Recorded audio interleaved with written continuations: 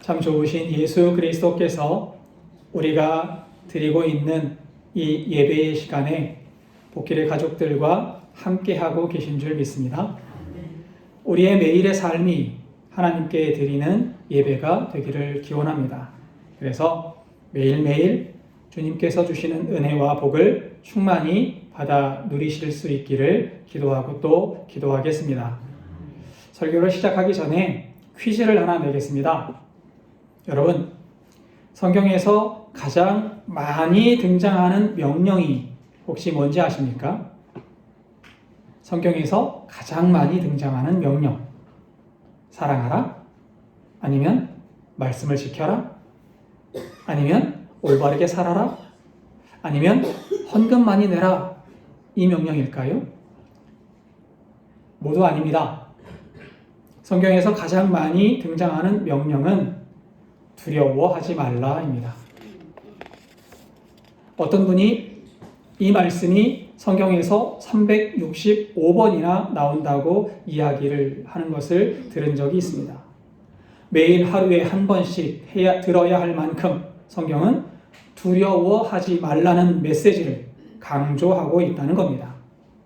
왜 성경은 우리에게 두려워하지 말라고 말하는 걸까요? 또 어떻게 이 두려운 마음을 이길 수 있다고 예수님은 말씀하고 계신 걸까요? 오늘은 예수님의 말씀을 통해서 두려움을 어떻게 이기는지를 살펴보도록 하겠습니다. 마태복음 10장은 예수님께서 제자들을 세상에 파송하시면서 주신 당부의 말씀이 기록되었습니다. 예수님께서 제자들을 세상에 파송하십니다. 복음을 들고 세상 속에 나아가 복음을 전파하라고 보내시는 겁니다. 그러나 제자들이 겪게 될 현실은 그리 녹록하지 않을 겁니다. 복음을 반대하는 세상의 권력자들은 제자들을 미워할 것이고 핍박할 겁니다. 때로는 제자들을 공회에 넘길 것이고 채찍질을 가할 겁니다. 그래서 예수님은 마태복음 10장 16절에서 이렇게 말씀하십니다. 보라, 내가 너희를 보냄이 양을 이리 가운데로 보냄과 같도다. 반면에 위험하고 험난한 현실 속에서도 예수님은 오늘 본문을 통해서 두려워하지 말라라는 말씀과 세상을 두려워할 필요가 없는 이유에 대해서 설명해 주십니다. 본문을 보겠습니다. 24절입니다. 제자가 그 선생보다 또는 종이 그 상전보다 높지 못하나니. 여기에서 선생과 상전은 예수님을 가리키는 말입니다. 또 제자와 종은 그 제자들, 예수님의 파송을 받는 제자들을 가리키는 말입니다. 제자가 스승보다 높을 수 없다라는 말은 스승이 먼저 고난을 겪는다라는 거예요. 예수님께서 먼저 고난을 겪으실 것이고 그 뒤에 이어서 제자들이 예수님께서 겪으신 고난을 따라올 것이다 라고 말씀하시는 겁니다. 예수님은 십자가에서 자신의 생명을 내어주실 겁니다. 그 전에 예수님은 붙잡혀서 채찍질을 당하시고 살점이 뜯기는 아픔을 겪으시고 또 사람들의 조롱을 당하실 겁니다. 그 뒤를 이어서 제자들이 예수님께서 겪으시는 그 고난의 길을 따라가게 된다라는 거예요. 25절을 읽어볼까요? 제자가 그 선생 같고 종이 그 상전 같으면 조카도다. 집 주인을 바알세불이라 하였거든 하물며 그 집 사람들이랴. 세상의 사람들은 예수님을 바알세불이라고 욕하면서 핍박했습니다. 바알세불은 다른 말로 바알제북이라고 불리기도 합니다. 이방의 우상을 가리키는 말이에요. 바알제북은 파리의 대왕이라는 뜻으로 이방의 우상을 조롱하는 의미를 담고 있습니다. 또 바알세불은 구약에서는 블레셋의 우상으로 기록되었고 신약에서는 귀신의 왕 사탄이라고 기록되었습니다. 집주인을 바알세불이라고 부른다라는 말은 예수님을 바알세불, 귀신의 왕이라고 부른다는 거예요. 마태복음 12장을 보면 바리새인들이 예수님을 향해서 바알세불, 귀신의 왕을 힘입어서 기적을 행한다라고 이야기하는 장면이 기록되었습니다. 세상 사람들이 예수님을 향해 귀신의 왕이라고 부르며 조롱하고 핍박한다는 겁니다. 또 예수님은 당시 권력자들에 의해서 붙잡힐 것이고 매맞고 죽임을 당할 겁니다. 집주인이신 예수님께서 고난당하실 것이니 그 집 사람들인 제자들 역시 집주인을 따라 고난을 당하는 것이 당연하다라고 예수님께서 말씀하십니다. 예수님은 제자들이 고난을 당하고 핍박을 받는다는 사실이 당연하다고 말씀하고 계신 거예요. 18세기 초 감리교를 시작한 요한 웨슬레 목사님은 어느 날 말을 타고 가다가 문득 지난 사흘 동안 자신에게 아무런 핍박이 없었다는 사실을 깨달았습니다. 목사님은 그 즉시 말에서 내려서 땅에 무릎을 꿇고 엎드려서 자신이 잘못한 게 있다면 알게 해달라고 큰 소리로 부르짖어 기도하기 시작합니다. 왜 그렇지요? 왜 요한 웨슬리 목사님이 갑자기 무릎 꿇고 기도합니까? 핍박이 없는 현실이 내가 하나님과 멀어지고 세상과 가까워진 것은 아닐까 염려하기 때문입니다. 마침 그때 길 건너편에 있던 울타리 한쪽에 서 있던 어느 사내가 그 기도 소리를 듣고 요한 웨슬레가 기도한다는 것을 알아보았습니다. 평소 웨슬리를 달가워하지 않던 그 사람은 벽돌 하나를 집어들었고 요한 웨슬레 목사님을 향해서 힘껏 던졌습니다. 벽돌에 맞은 웨슬레 목사님은 그 사내에게 화를 내기는커녕 기뻐하면서 크게 다시 기도했다고 합니다. 하나님, 감사합니다. 제가 아직도 당신의 임재 가운데 있음을 감사드립니다. 라고 말입니다. 예수 그리스도의 뒤를 따르는 길은 결코 쉽거나 안락하지만은 않습니다. 예수님의 뒤를 따르는 길은 희생과 봉사가 필요한 길입니다. 예수님의 뒤를 따르는 길은 때로는 고난이 닥치고 때로는 힘든 일을 겪게 되고 때로는 아픔을 겪을 수도 있습니다. 초대교회에서 예수님을 믿는 일은 더욱 쉬운 일이 아니었습니다. 많은 결단이 있어야 가능한 일이었습니다. 로마 황제들이 기독교를 불법 종교로 규정하고 박해하던 시기에 예수님을 믿는 사람들은 지상에서 자유롭게 모일 수 없었습니다.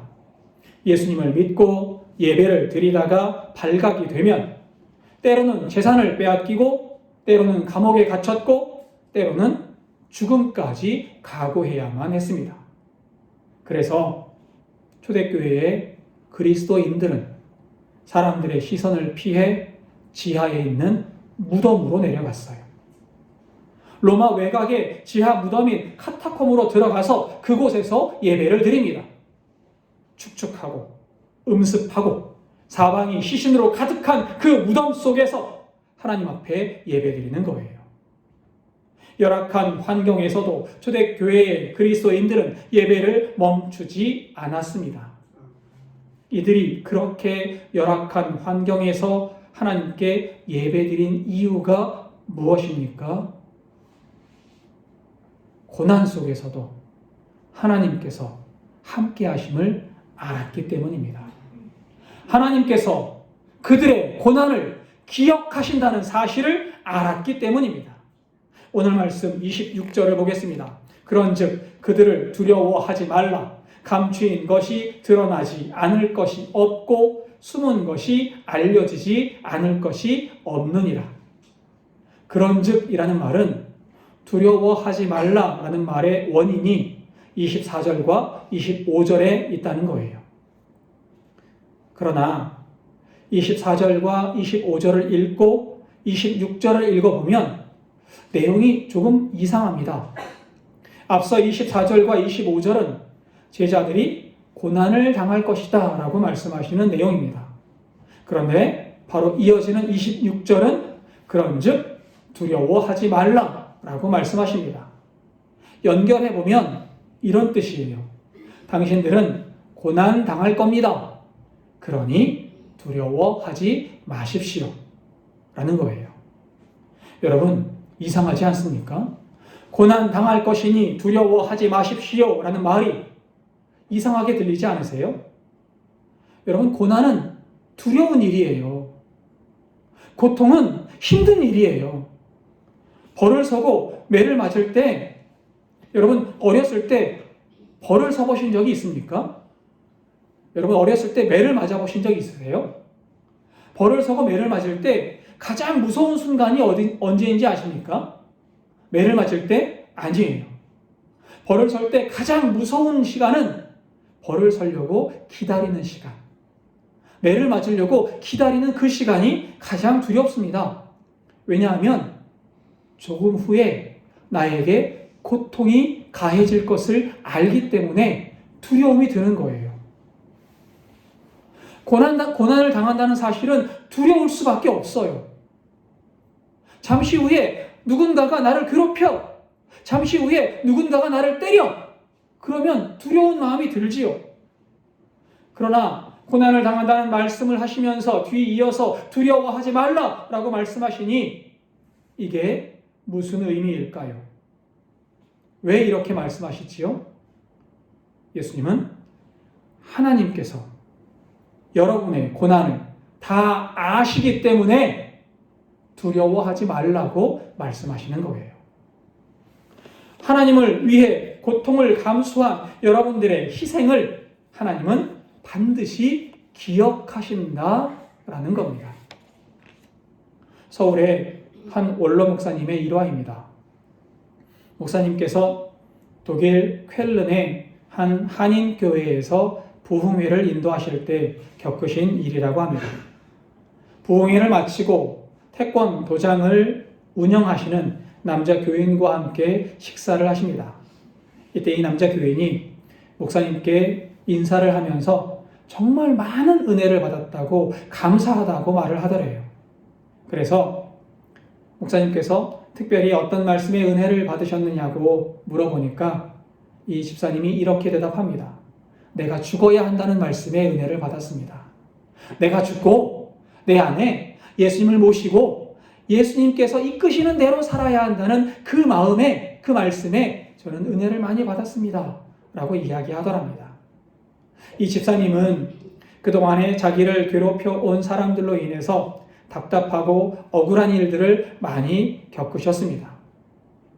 그러나 이제 더 이상 그 사람들과 싸우지 않고 자신이 옳다고 주장하지도 않겠다고 나를 죽여서 주님의 마음으로 그들을 품겠노라고 이야기를 하더래요. 목사님이 너무 기분이 좋았습니다. 이 집사님이 나의 말씀을 통해서 하나님의 은혜를 받고 하나님을 만났구나. 보람된 하루였다라고 생각을 하신 거예요. 그런데 이 집사님께서 마지막으로 한마디를 덧붙이십니다. 그런데 목사님, 한 가지 문제가 있습니다. 문제가 뭐지요? 나는 죽는데 그 사람들은 안 죽잖아요. 라고 말하더래요. 이 말을 듣고 목사님의 가슴이 탁 막히는 것처럼 답답할 수밖에 없었답니다. 여러분, 내가 죽는데 그 사람들이 안 죽는 게 억울하십니까? 솔직히 이 집사님의 고백은 많은 성도가 공감하는 현실적인 문제일 겁니다. 내가 변하고 양보하면 나는 손해볼 수밖에 없다라는 마음을 갖는 거지요. 이 남자 집사님은 내가 혼자 용서하고 예수님 말씀대로 혼자 희생하면 아무도 나를 알아주지 않을 거야. 나만 손해보는 일이야 라고 생각했다는 겁니다. 여러분은 어떠십니까? 남을 위해 희생하면 손해를 본다고 생각하십니까? 내가 희생하면 아무도 알아주지 않는다고 생각하십니까? 아닙니다. 예수님께서 이렇게 말씀하십니다. 하나님은 아십니다. 하나님은 우리의 눈물, 우리의 고난, 우리의 희생을 가장 정확하게 아시는 분이십니다. 사람은 몰라도, 사람들은 알아주지 않아도 하나님은 반드시 기억하시고 갚아주시는 분이십니다. 지금 복음을 위해 희생하는 사람, 하나님의 말씀을 따르는 사람은 하나님께서 기억하시고 하나님 나라에서 영원한 영광으로 보응해 주실 겁니다. 라고 말이지요. 마찬가지로 하나님은 세상의 악함도 반드시 아십니다. 세상의 악은 반드시 하나님의 심판을 받게 될 겁니다. 그러니 세상의 권력자들을 두려워하지 말라고 예수님께서 말씀하시는 거예요. 사람들의 시선 때문에 하나님 따라가는 길을 멈추지 말라고 예수님께서 강조하고 계신 겁니다. 28절도 읽어볼까요? 몸은 죽여도 영혼은 능히 죽이지 못하는 자들을 두려워하지 말고 오직 몸과 영혼을 능히 지옥에 멸하실 수 있는 이를 두려워하라. 몸은 죽여도 영혼은 죽이지 못하는 사람들은 세상의 권력자들을 가리킵니다. 당시의 로마의 황제, 총독, 그리고 이스라엘의 대제사장들, 바리새인들, 부자들을 가리킵니다. 그들은 몸은 죽일 수 있을지언정 우리의 영혼은 어찌할 수 없습니다. 반면에 몸과 영혼을 능히 지옥에 멸하실 수 있는 분은 하나님이십니다. 하나님은 우리의 몸뿐 아니라 우리의 영혼까지도 심판하실 수 있습니다. 우리의 몸은 언젠가는 썩어서 흙으로 돌아가겠지요. 여기 서 있는 저도 언젠가는 땅으로 눕고 쓰러져서 흙으로 돌아갈 겁니다. 그러나 영혼은 하나님 앞에서 심판을 받을 것이고 어떤 사람은 영원한 영광으로 올라가겠지만 반대로 영원한 지옥의 형벌로 떨어지는 사람도 있다는 거예요. 로댕이라는 조각가가 만든 지옥문이라는 작품이 있습니다. 많은 사람들이 알고 있는 생각하는 사람이라는 작품이 이 지옥문의 일부분이에요. 말 그대로 지옥으로 들어가는 문을 묘사한 작품입니다. 이 지옥문을 보면 이 지옥문 맨 위쪽에 이런 글이 적혀 있습니다. 여기 들어오는 자 모든 희망을 버려라. 왜 지옥문에 희망을 버리라는 문구가 적혀 있을까요? 지옥의 형벌은 영원한 형벌이기 때문에 그렇습니다.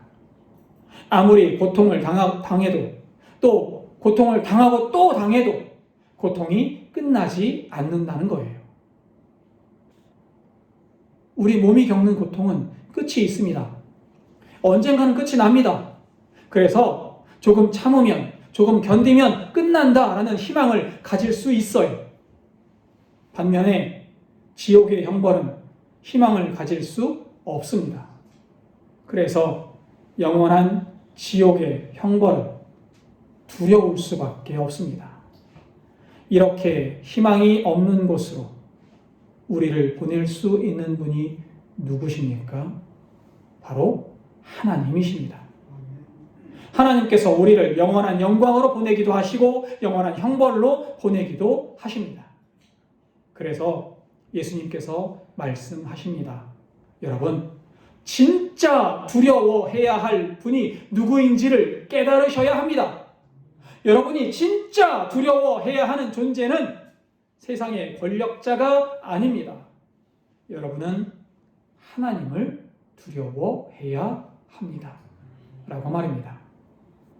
예수님께서 두려워하지 말라라는 명령을 하신 이유는 하나님께서 우리의 희생, 노력을 알고 계심을 기억하라는 말씀입니다.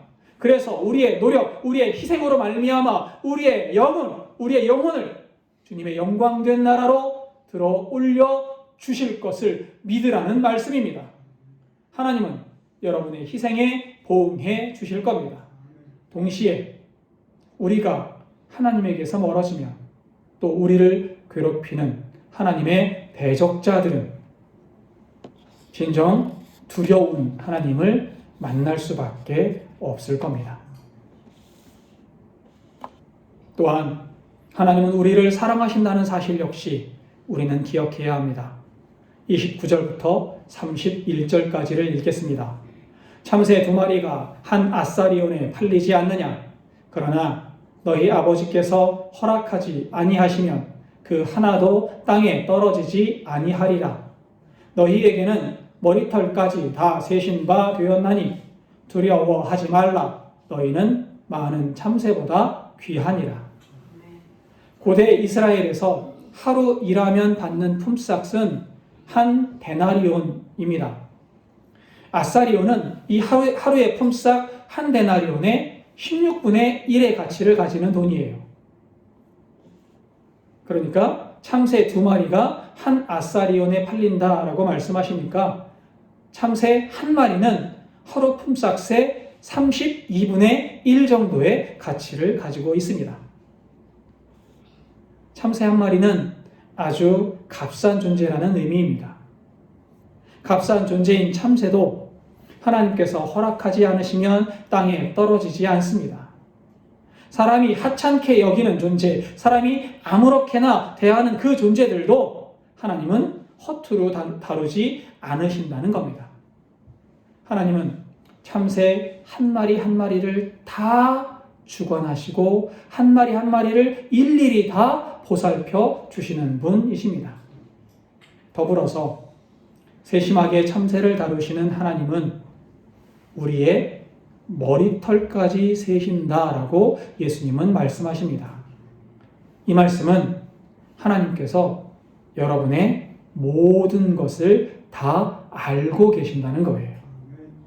머리털까지 세시고 계시니 여러분들의 마음, 여러분들의 아픔, 여러분들의 슬픔, 고통, 여러분들의 기쁨, 하나님은 다 알고 계십니다. 작은 것도 하찮다 말씀하지 않으시는 하나님, 우리의 모든 것을 아시는 하나님은 여러분들을 귀하다고 말씀해 주십니다. 두려워하지 말라. 너희는 많은 참새보다 귀하니라. 참새마저도 정성껏 다루시는 하나님께서 귀하게 여기시는 여러분들을 어떻게 대하실지를 생각해 보시기 바랍니다. 귀한 여러분들에게는 예비된 하늘의 생명과 영광이 있음을 기대하시기 바랍니다. 하나님께서 귀하게 여기시는 여러분에게 좋은 것, 거룩한 것, 영광된 것을 예비하셨으니 여러분 두려워하지 마십시오. 라고 예수님께서 말씀하시는 겁니다. 뒤에 이어 32절부터 33절을 읽겠습니다. 누구든지 사람 앞에서 나를 시인하면 나도 하늘에 계신 내 아버지 앞에서 그를 시인할 것이요. 누구든지 사람 앞에서 나를 부인하면 나도 하늘에 계신 내 아버지 앞에서 그를 부인하리라. 27절도 읽어보겠습니다. 내가 너희에게 어두운 데서 이르는 것을 광명한 데서 말하며 너희가 귓속말로 듣는 것을 집 위에서 전파하라. 32절과 33절은 27절과 의미상 일맥상통하는 구절입니다. 32절과 33절은 사람들 앞에서 예수 그리스도를 시인하라고 말씀하고 계십니다. 예수님께서 나의 구세주이십니다. 예수님께서 나의 왕이십니다. 나는 주님의 뒤를 따르는 주님의 사람입니다. 라고 선포하라는 거예요. 27절 역시 예수님의 복음을 사람들에게 밝히 선포하라고 말씀하고 계십니다. 예수님께서 비밀스럽게 전하시는 말씀을 우리는 공개적으로 선포해야만 합니다. 예수님께서 작은 목소리로 전하신 말씀을 우리는 온 세상이 들을 수 있도록 큰 목소리로 외쳐야만 합니다. 예수님은 이 세상이 나를 공격해도, 세상이 나를 미워해도 하나님께서 나의 희생과 나의 노력을 아시고 나에게 보응해 주실 것이니 두려워하지 말고 복음을 선포하라고 말씀해 주고 계십니다. 하나님의 언약과 은혜를 세상에 외치십시오 라고 말이죠. 그러나 우리들은 이렇게 생각합니다. 내가 외친들 세상이 듣지 않을 거야. 내가 소리치면 세상은 나를 조롱할 거야 라고 생각합니다. 왜 혼자 유난을 떠느냐고, 조용히 좀 믿으라고 하면서 핀잔을 주고 핍박할지도 모른다라고 우리들은 생각하곤 합니다. 맞습니다. 어쩌면 세상은 우리가 선언하는 이야기를 듣지 않을지도 모릅니다. 우리가 죽고 저들이 안 죽는 것처럼 보일 수도 있습니다. 그럼에도 두려워하지 마십시오. 창조주 하나님이 여러분을 주목하고 계십니다. 여러분의 작은 신음, 여러분의 눈물, 여러분의 믿음을 지키려는 그 몸부림을 하나님은 하나도 놓치지 않고 다 세고 계십니다.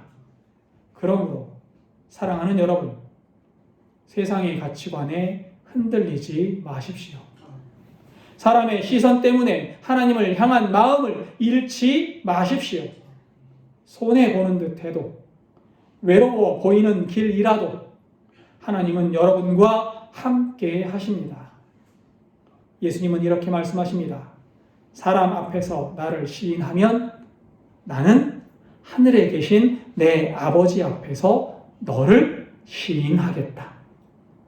내가 예수님을 나의 구주로 모시고 주님은 나의 왕입니다 선포하면 하나님께서, 예수님께서 하나님 앞에서 이 사람은 나의 사람입니다, 나의 백성입니다 라고 선언해 주신다는 거예요. 이 약속이야말로 우리의 용기이고 우리의 힘입니다. 오늘도, 그리고 이번 한 주도 두려움이 아니라 믿음으로 걸어가시기를 바랍니다. 세상의 소리가 아니라 하나님의 음성에 귀 기울이시기를 바랍니다. 우리의 머리털까지 세시는 그 세심한 사랑이 여러분의 삶을 지키시고 끝내 승리하게 하실 줄 믿습니다. 기도하겠습니다.